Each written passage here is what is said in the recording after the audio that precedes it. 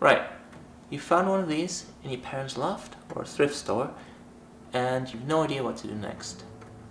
Let's learn how to use a 35mm film camera. So first of all, these cameras are mostly mechanical, which means that you won't need any batteries and stuff like that. More recent film cameras might have some kind of digital display or menu setting, but older ones, if there's some kind of battery hatch, it's most likely to power the internal light meter, which you don't necessarily need. The camera I have here is the Pentax MX, first released in the late 1970s, I believe, and popular throughout the 1980s. This is what's called an SLR camera. It's got like this little mirror inside that flips up and down when you take pictures. Another type of film camera that you may encounter is a rangefinder. They're typically more expensive and they don't have a mirror inside. With an SLR camera, when you look through the viewfinder, you're looking straight through the lens. With a rangefinder, the viewfinder and the lens are separate. And you will see these little guidelines inside your viewfinder showing you what the camera sees, like what's actually going to be in the frame and what's outside of the frame.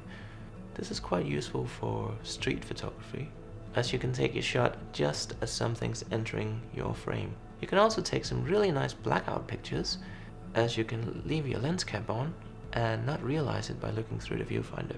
Another type of film camera that you may encounter are these little compact cameras, the lens built in.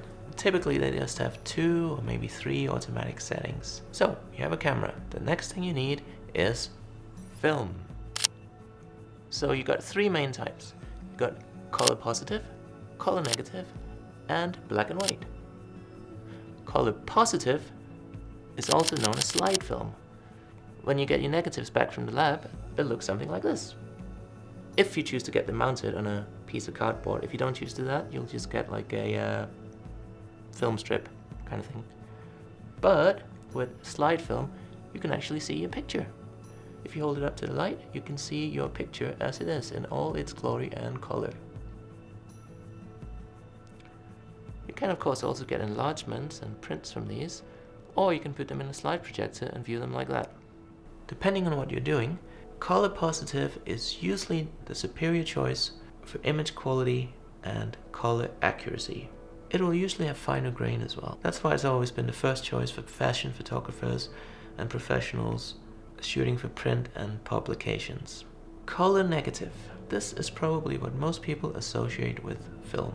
These brown strips of plastic that once developed, you can't really see what's going on unless you hold them up to the light at just the right angle. Black and white. Self-explanatory. One cool thing about black and white is that if you really get into film photography, it's relatively straightforward and simple to develop your own black and white film at home. You just need this kind of canister. You put your film in, you put some chemicals in, shake it up a little bit, pour out your chemicals, pour in some different chemicals, shake it up a little bit again, pour it out, and you're done. Color film, on the other hand, negative and positive, is slightly more difficult to develop by yourself. First of all, you need more chemicals, and you also need to be more precise with your timing, like for how long you leave your film in your chemicals, and you need to pay close attention to the temperature of your chemicals. Which type of film you choose is entirely up to you, but should be partly influenced by the type of photography you would like to do. Whoops, not that one. This is actually medium format film for a medium format camera. So, there's another thing to consider when buying your film. It comes in different sizes. If you're shooting on a 35mm film camera, you're gonna wanna get 35mm film. As you can see, this ain't it. It's way too big. It's not gonna fit in there. That's what she said. One important thing to consider when choosing a film is film speed, measured in ISO.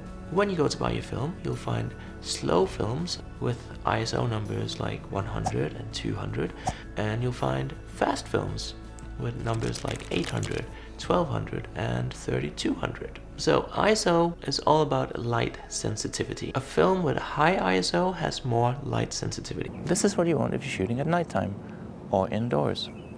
A high ISO film will pick up more light and therefore expose better in a situation where there might not be a lot of light.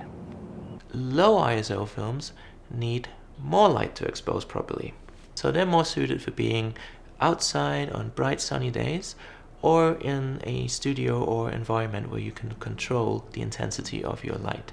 Why not just use a high ISO all the time? One reason is grain. High ISO films have larger grain. That's how they pick up more light. That's why old press photos look kind of gritty. Photojournalists would often use high ISO films because they needed assurance that they'd be able to capture fast-moving events as they were unfolding.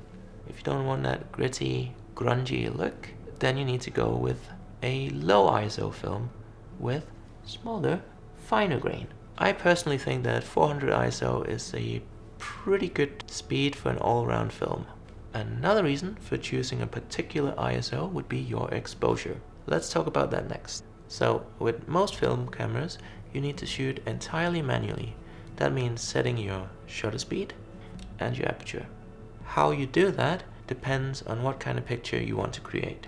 On your lens, you'll see some numbers, typically going from 2.8 up to 22. If you see numbers lower than that, such as 2, 1.8, 1.4, then you've got what's known as a fast lens, which is fantastic for low light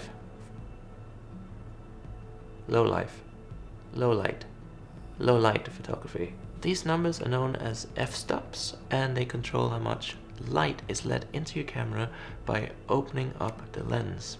If you set your lens to the lowest number, you're shooting wide open, this will greatly affect your depth of field and create this aesthetic where the background is blurred out. A lot of film cameras have a depth of field preview. On this Pentax, it's this little toggle here. When you push it and look through your viewfinder, you get to see what your depth of field will be like at various f-stops. Anyway, wide aperture, blurry background. However, if you're choosing a low f-stop, you will have to compensate with faster shutter speeds. The shutter speed dial is this one here, and will typically have numbers going from 4 up to maybe 1,000 or 2,000. This Pentax, this particular camera, has numbers going from 1 to 1,000. These numbers refer to fractions of a second and control for how long your film is being exposed to the light. So, for example, the number 4 means 1/4 of a second, 30 means 1/30th of a second, and 1000 means 1/1000th of a second. So here's an example of when you can't use a high ISO film. It's midday, the sun is extremely bright, and you want to shoot a portrait with a blurred background. So you set your aperture at f2. Because you have a 1200 ISO film in your camera that's highly light sensitive, your light meter tells you that you need a shutter speed of maybe 1/4000th of a second. Okay, you go to set that up on your camera and whoops, you realize you don't have that. It only goes to 1000. So you do that because that's all you can do, and you get an image that is extremely overexposed, possibly even blown out. Aperture and shutter speed are inversely correlated. Low aperture numbers, low f-stops, mean that you need high shutter speed numbers, fast shutter speeds, and vice versa. I would highly recommend getting a handheld meter. The built-in meter in your camera will expose based on the light reflected off of your subject, whereas with a handheld meter, you have the option of exposing for the light falling on your subject, which I think gives you a nicer exposure. One last thing to mention here is that with film, you will often get better results if you overexpose by 1 stop maybe. So if your meter tells you f2.8, then overexposing by 1 stop would mean opening up your lens that little bit more and turning your aperture dial to the next lower number. In this case, f2.5. Okay, let's load up some film. So ideally, you want to be doing this somewhere with very little light. If you need to change your film outside, find some place in the shade and perhaps consider covering your camera with an item of clothing or something. Once again, I've got the Pentax MX here, but most of these old film cameras work the same. You need to pop open the back to load your film. Flip open the arm on the film spool winder here and pull it up. That should make the camera pop open. Grab your film, put it in like so, push this thingamabob here back down again to secure the film roll. Lay the film on top of these little teeth over here and stick the end of the film into the film spool on the other side here. Press your shutter and pull the lever over here to start advancing the film. If you can see it moving, then you've secured it properly and you can close the back cover to minimize light exposure. Click your shutter and move the lever again. Keep doing this until your exposure counter reads 0. And this is how you would take pictures as well. Click the shutter and move the lever to progress the film to the next frame. Depending on the conditions when you loaded the film, the first frame might have been exposed to the light, so it's best to think if that first frame is lost and not make your first picture something really important or special. Otherwise, that's it. One last thing to do is set your ISO on the camera. On the Pentax MX, you do that by pushing and holding this tiny button on the shutter dial and then turning the dial until you get the number you want, showing up here. This is for the internal light meter to measure properly. If you're not using the internal light meter, it doesn't matter if you do this or not, but it's a good idea to do it so you don't forget what type of film you're using. On that subject, another thing you can do is rip off the top of the packaging your film came in, and there's a little slot on the back of your camera where you can put that. Yeah, one thing about film photography is that you have to do a lot of stuff by yourself rather than rely on the camera to do it for you. For example, it's a good idea to keep a logbook of your shots. Just making a little note for each frame of what shutter speed and aperture you used. When you're shooting digital, this information along with the date, depending on what camera you're using, sometimes the location, and much more will be embedded in the file's metadata. But with film, if you want any of this information for future reference, you need to keep track of it by yourself. I use an app that I developed. Every time I shoot a frame, it's really quick for me to take a note of the shutter and aperture. The app automatically logs the location and weather data, and I can add a reference still so I know what the picture was, which is really useful to me as I sometimes take ages to finish a roll and I just forget what's on it. Coming soon to the App Store. Check the description for a link. One last thing before we go out and shoot some pictures: how to focus. You turn the outer ring here, and in your viewfinder you'll see this little circle where your image is splitting in two. When the image lines up, you're in focus. Okay, let's go and take some pictures. I decided to go to a ghost town in the Canadian Badlands because, you know, it seems like the kind of place you'd go if you want to shoot a roll of 35mm film. So, I'm back from shooting, and I've exposed 36 frames. I know that because my counter says 36, and if I try to press the shutter here, nothing happens. So, how do we unload the film? Push the little button on the base here, flip this little arm up like we did before, and start turning it in the direction of the arrow. When the film is fully wound up and retracted back into the canister, you'll feel the arm loosening up and hear a click. Lift the arm up and pop the back of the camera open. Remove the film canister and keep it in a dark drawer or someplace like that until you're ready to develop it.